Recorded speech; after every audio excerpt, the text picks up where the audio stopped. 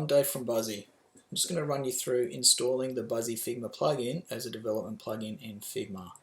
So first we'll go get the plugin. It's currently hosted as a zipped file on Google Drive. So to download it, just click the download button at the top right there. Okay, that should have come down now. There it is. Unzip it.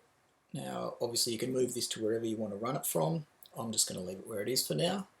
But we will switch back to Figma here. Under plugins, go to development and import plugin from manifest.